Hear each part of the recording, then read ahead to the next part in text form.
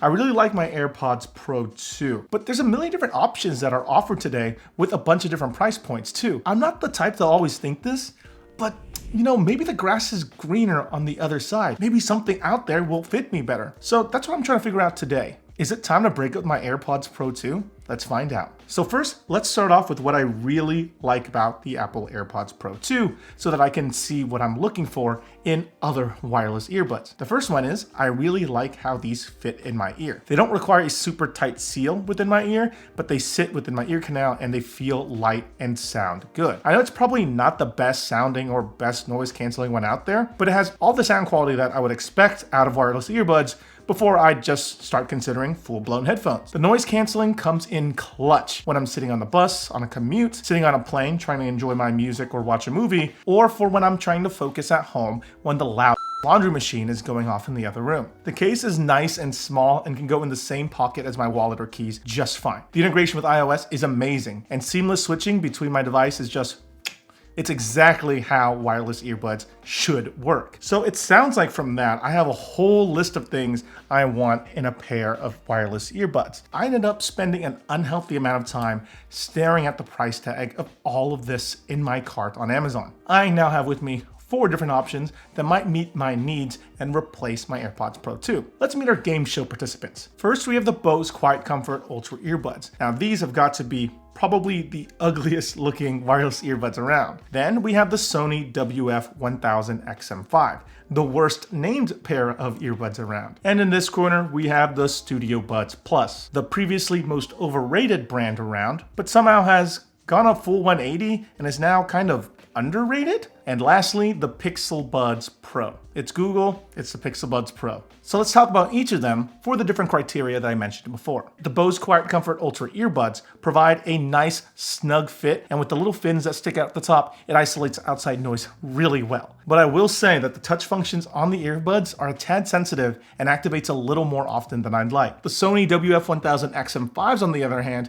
have these foam-like ear tips on them, and you have to make sure that you push these earbuds deep into your ear canal to get a good seal, or else the sound quality that comes out of these earbuds are not great. But when you are using them how they're supposed to be used, deep in your ear, they sound great and it's pretty comfortable overall. The Beats Studio Buds Plus and the Pixel Buds also feel kind of like AirPods Pro 2 in the ears.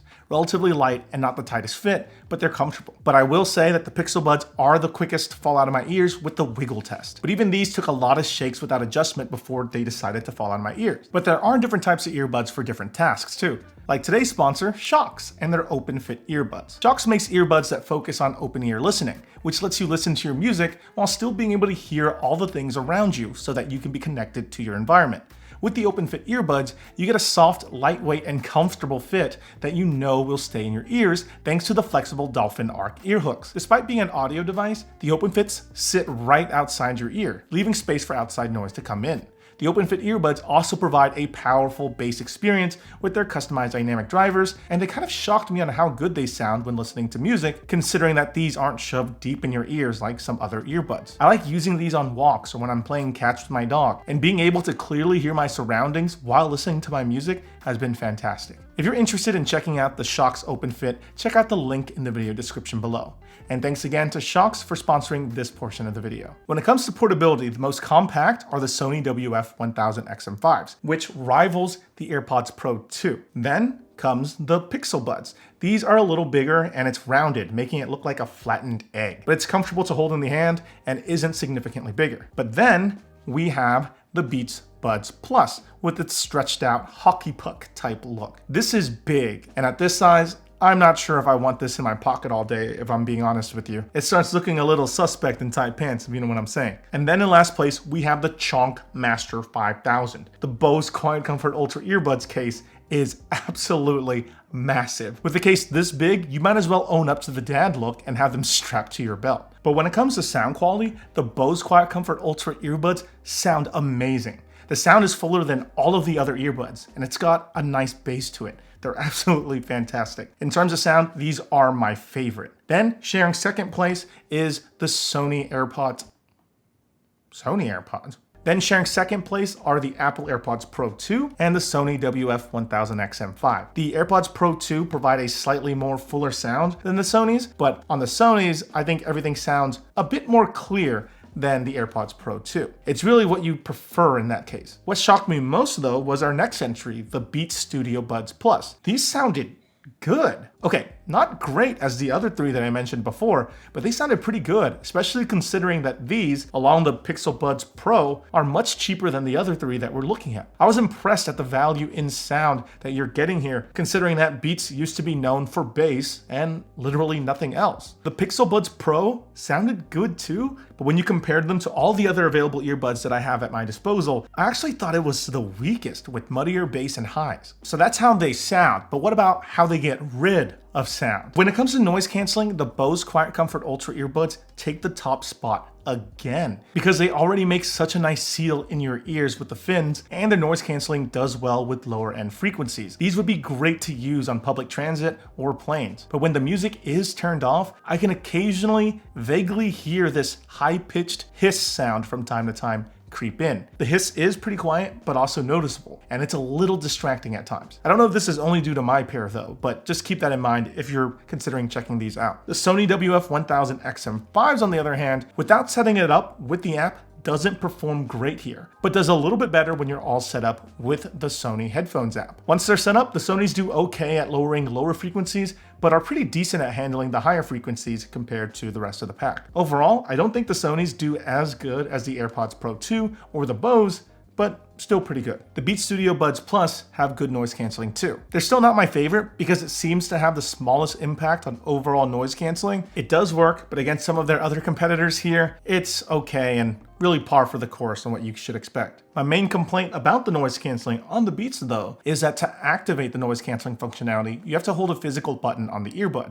And when you do, you may push the bud deeper into your ear, making it slightly uncomfortable. But that's a really minor complaint. The Pixel Buds Pro actually does really well, and they perform just as well as the AirPods Pro. When it comes down to the microphones on these wireless earbuds, none of their mics sound all that great. They all kind of sound just okay. But there's one pair of wireless earbuds that stands out the most to me, and that's the Bose QuietComfort Ultra earbuds, which does not sound very good with a lot of background noise in the audio. I didn't mention this next point as important to my overall AirPods Pro usage because I think it handles it quite well, almost seamlessly. But what I'm talking about is app experience. The AirPods Pro 2 and Beats Studio Buds Plus, both earbuds made by Apple, have integration directly into iOS. So if you're an iPhone user, iPad, or even Mac user, all you have to do is go into settings and they'll pop up right there for you to configure what you need to do. But the other earbuds take it a bit further. The Bose QuietComfort and Sony WF-1000.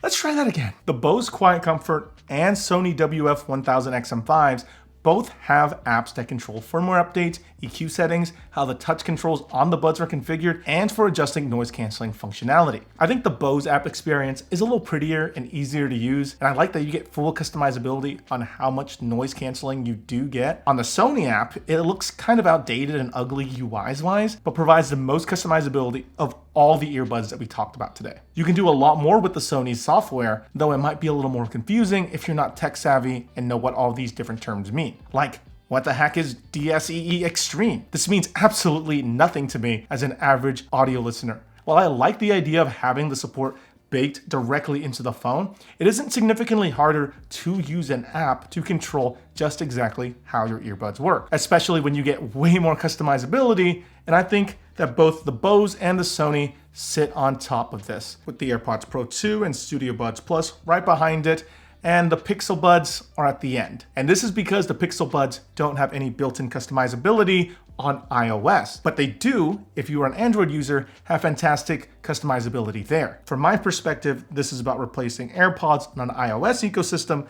These are at the end. So here's something people don't really want to talk about when it comes to wireless earbuds, but they're easy to lose. One wrong push and these could go flying out your ear and into the sewer, never to be seen again. With my first generation AirPods Pro, I ended up losing the case because I was stupid and forgot it on the bus. I went to the Apple store and they replaced my case.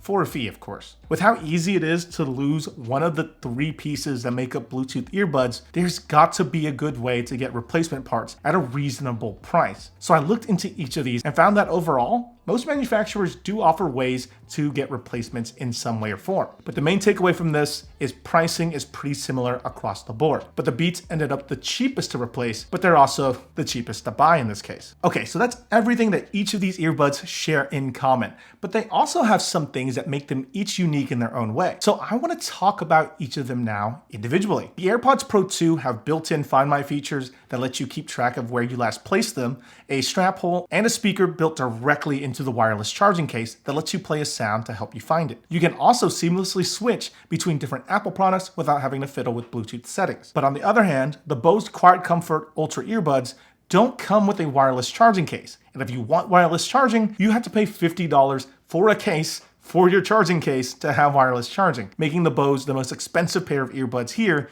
if you want wireless charging. They also come with Snapdragon Sound, which enables better stability and sound quality when paired with compatible devices that have Snapdragon chips in them, like certain Android phones and future Snapdragon Elite X computers. The Sony WF-1000 XM5s have multi-point, so you can pair them to multiple devices, have wireless charging in a compact case, and I like how Speak to Chat activates when I start talking, and then when I stop talking, they start playing my music again and turn back on noise canceling. The Pixel Buds Pro only has app support on Android. On iOS, you get the basic touch controls you would with any other earbuds directly on the earbuds with no additional software support. But the Pixel Buds Pro does pretty well with its noise canceling, but on Android, the app synergy with the Pixel Buds Pro is fantastic. Okay, so overall, would I replace my AirPods Pro 2 with any of these earbuds?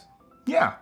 Am I going to? No. The AirPods Pro wasn't always at the top, but was always on the higher end for my needs. But this also taught me something. AirPods Pro aren't the only viable option. The Bose, despite being a bit bulkier than the rest, have great sound quality and noise canceling that far outshines everyone else. The Sonys are feature-packed and just as compact as the AirPods Pro 2 with multi-point capability. The Pixel Buds Pro works seamlessly for Android users, and the Beats, they're cheaper than everything else, but still provided that seamless iOS integration with iPhones, iPads, and Macs. There's so many great options for wireless noise canceling earbuds out there that you're bound to find one at the price point you're looking at for your needs.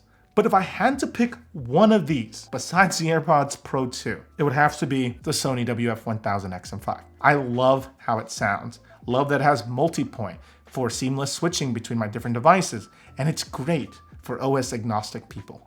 Anyway, what do you personally think? Are you rocking AirPods Pros, or are you rocking something else? What AirPods Pro alternative would you have picked? Would it have been the Sonys like I said? Let me know in the comment section below, and if you enjoyed this video, give it a thumbs up. And I'll see you all next time. Bye.